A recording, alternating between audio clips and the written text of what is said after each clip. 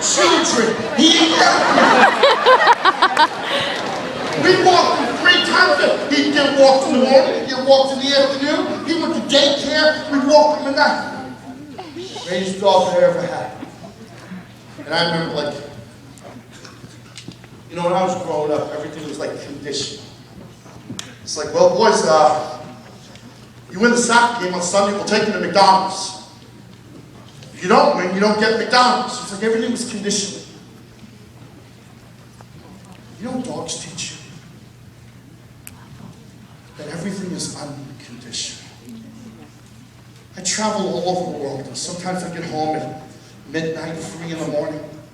And do you think I'd ever walk in the house and at 2 in the morning my wife would wake up and be like, honey, you're home?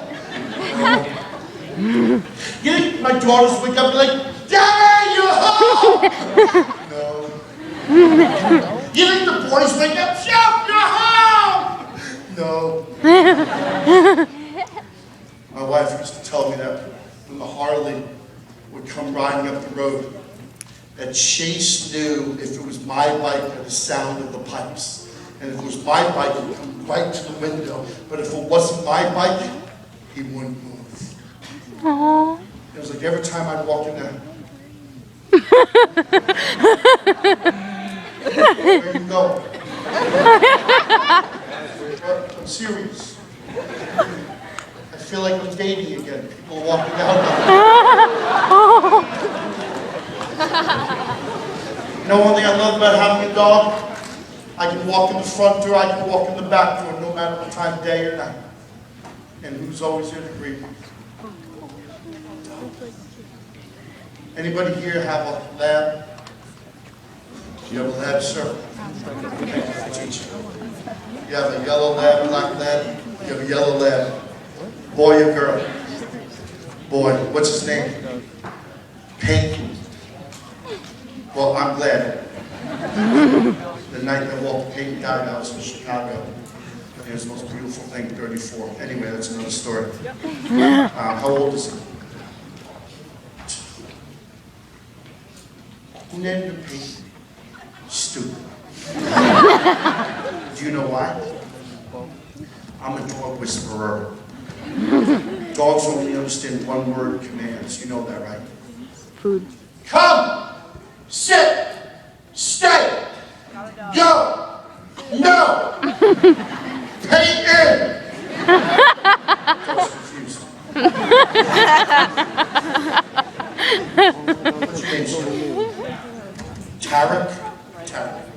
What do you teach?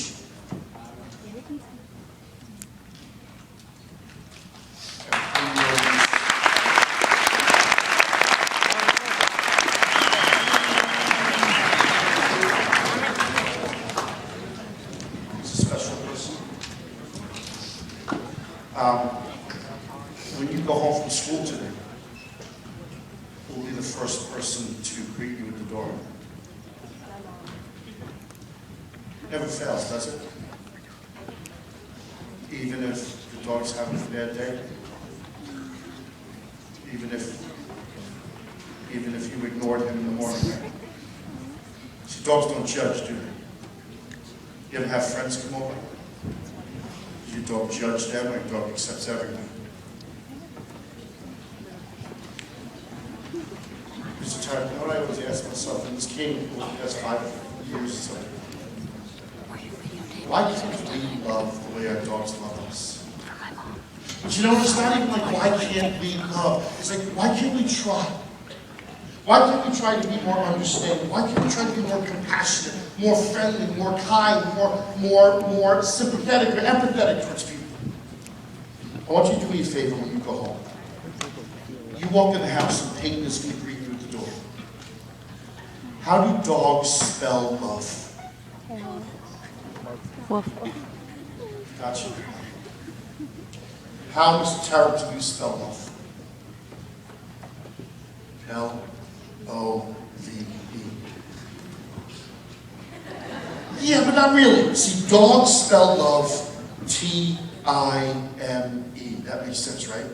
Like, I can tell you, Emily, I love you. But if I say I love you when I spend time with you, that means more than what I say, right? actions mean more than words.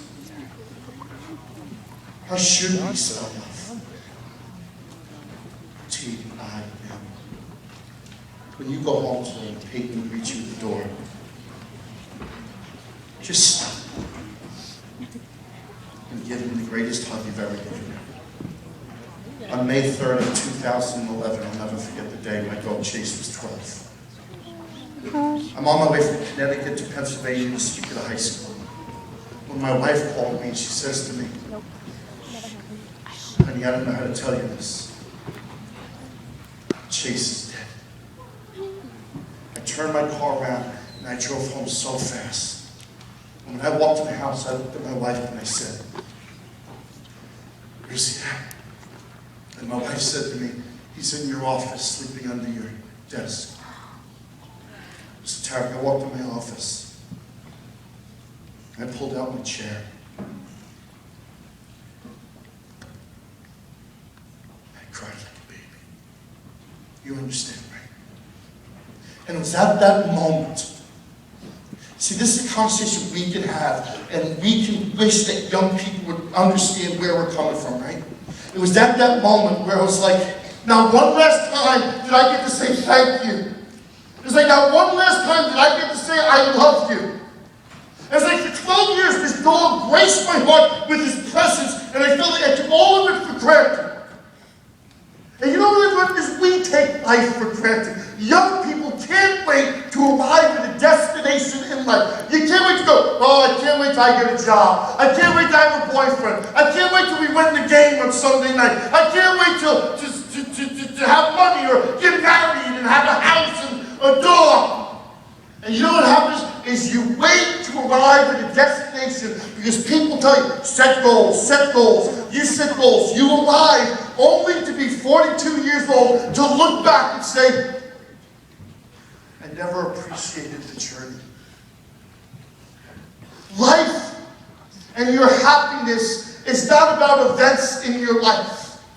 You're going to look back someday, and yeah, you might say, oh, senior year was a blast. It wasn't senior year.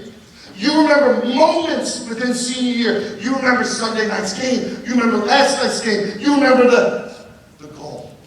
That's why when they say life is about showing up. No, life is about showing up and being present. Yeah, you made a mistake. That's okay. Put it behind you. Go out this Sunday night, kick ass and take names. And you do it together as a team. You do it together for love for one another. You don't play for yourself. You play for the name on the back, the name on the front. You play for each other. And when I lost my dog, it was the hardest thing I'd ever been through. And I remember a week later, I was thinking, and my wife and I were talking, and I said, I want to fish. So my wife went off to school the next day, and I called my buddy Larry. Larry owns an excavation company. I said, Larry, bring over the biggest excavator you got. Larry shows up with this big excavator. He said, what are we going to do, Jeff? I said, Larry, take it off and bring it in the backyard. We're going to build the world's largest koi pond and waterfall. We're going to make Disney and jealous. I used to know the name of every blade of grass in my yard. We took that excavator off and brought in the backyard. We took down trees. We tore up dirt. If you ever get a chance to play with tractors, rocks, and dirt, do it. We tore up that yard. My wife comes home and she looks at me and she's like, what are you doing? And I looked at her and I was like, what am I doing? You wouldn't give me a boy named Bo? You wouldn't let me have a dog named Bo? How many have me a fish named Bo? And my wife was like, honey, I thought you wanted a goldfish. And I was like, no, they die. 4 days later, I had 6,500 gallons of water poured in my backyard. I had water cascading over the rocks, into the waterfall, right into the pond. The pumps, the filters, it was beautiful. I hired the best landscapers, cleaned it up, just make it pristine. They did. I went out and I bought 2 fish. I bought one big honking $400, big, beautiful, awesome You should see, I bought this big freaking fish. I bought this little $19 fish. I don't care if you die, I'll replace you in $19.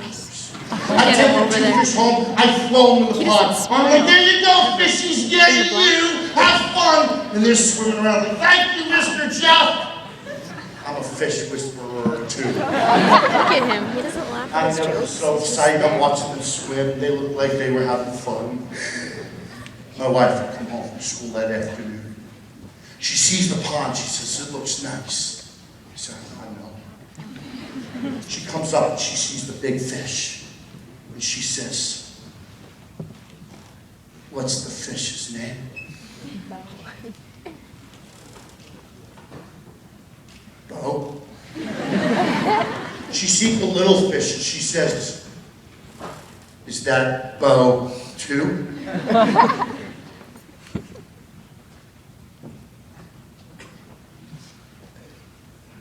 No. You don't name the fish the same name? That's stupid. They're alive. They have feelings. You wouldn't like it if everybody was named Marcia, would you? No, because they'd be like, Marcia, Marcia, Marcia. And you'd be like, oh, are you talking to me? Oh, no, you're talking to them. Well, what about me? Yeah, because you're an individual. And when someone says Marcia, you want to be Marcia. You don't want anyone else to be Marcia. Well, they're fish, and they feel the same way.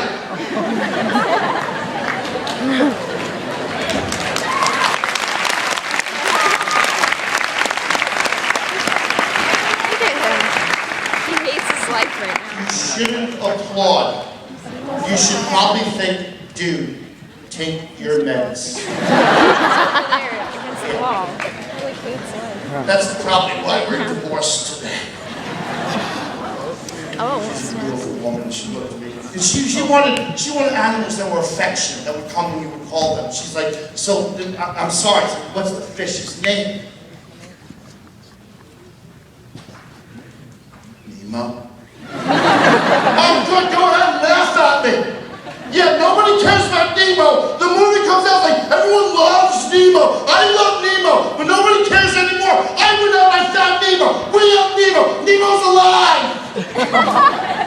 I have Nemo. I go out to town, no kidding. 5 days later, I come back to town. I go to my pond, I see, oh, I see Nemo. She bought 23 fish. Oh my God. You can't make this up. And I'm like, hey! My wife comes up to me and she's like, what? I'm like, the fish! What's the fish's name? She yells, Coco! What's the other fish's name? She said, they're all named Coco. I wanted a dog. She didn't want a dog. She said, I travel too much. She went out and bought 2 cats, Phoebe and Fiona. I hate cats. And I would come home and be like, Phoebe, Fiona, come. Phoebe, come. Fiona?